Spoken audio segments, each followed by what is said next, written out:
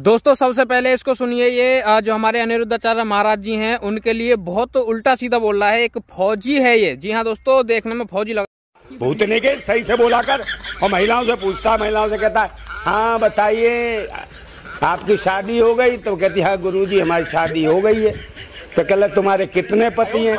बताओ, ये पूछा पति कितने हैं? तो वो महिला भी हंस रही है, गुरुजी सोच रही है। उनने सोचा कि गुरु से भी पूछ लूं कि तेरे बाप कितने, भूतनी के बैठा सामने हैं और तेरी जो लुगाई है उसके कितने खसम है ये बता। है तेरी लुगाई पांचाली हो गई है, 5 खसम वाली है क्या? भूतनी के सही से बोला कर। माताओं बहनों के बारे में ये कहता कितने पति हैं तेरे घर में होते होंगे पति, तेरी अम्मा के होंगे, समझ गया?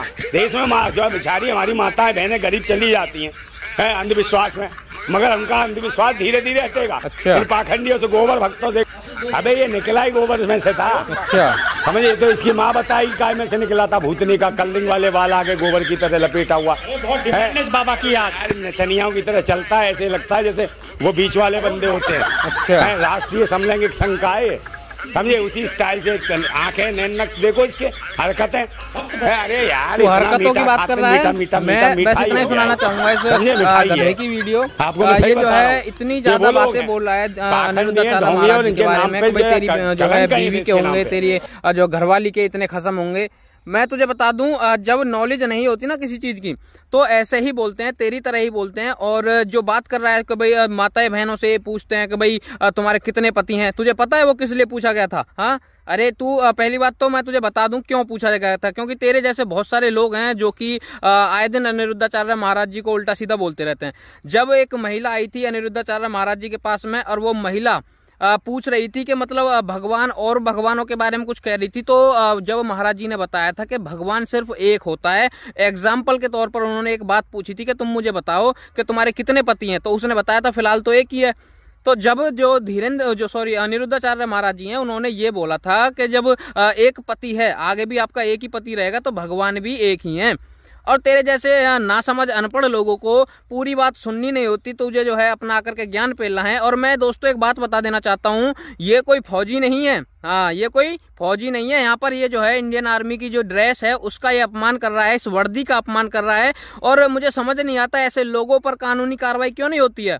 हाँ, ऐसे लोगों पर कानूनी कार्रवाई क्यों नहीं होती है? ये जो है हमारी आर्मी की जो है वर्दी पहन करके हमारे धार्मिक आस्थाओं को ये ठेस पहुंचा रहा है, तो इसके ऊपर कानूनी कार्रवाई क्यों नहीं हुई? और मैं तुझे बता दूं अनिरुद्धाचार्य महाराज जी के बारे में तो इतना उल्टा सीधा बोल रहा है। तेरे जैसे एक तरीके से क्या बोलूं मैं, एक तो यहाँ पर कुछ बोल नहीं सकता तेरे को अच्छे तरीके से, लेकिन जो गंदी नालायक औलाद होती है ना तेरे जैसी, जो अपने माँ बाप को छोड़ देती है, ऐसे माँ बापों को जो है अनिरुद्धाचार्य महाराज जी रखते हैं अपने वहां पर वृद्धाश्रम में।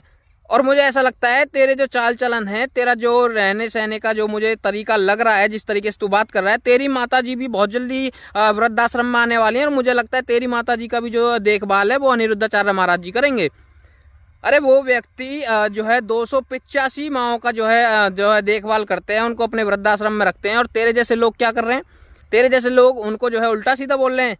कभी तूने किसी एक को भी, चल छोड़, तू अपने एक को भी छोड़, तूने कभी अपनी माँ को भी जो है खाना खिलाया होगा टाइम से? बकवास कितनी करवा लो।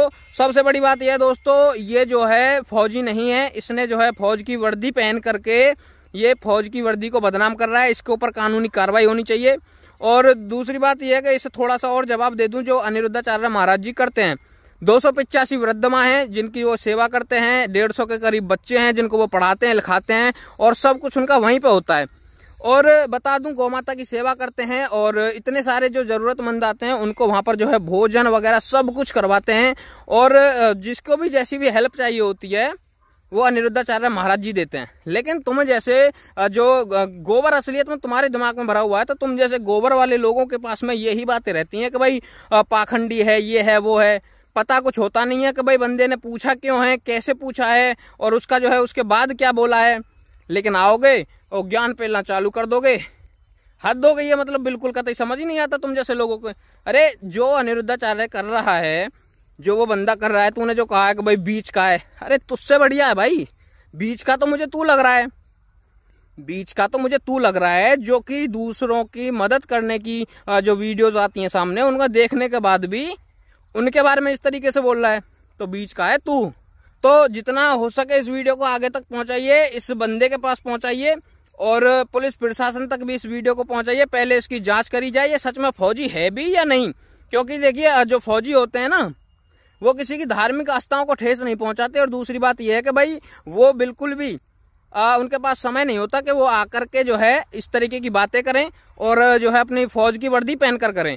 फौज की वर्दी पहनते हैं, वो फौज में पहनते हैं, अगर घर भी छुट्टी पर आते हैं तो वो ऐसी बातें नहीं करते।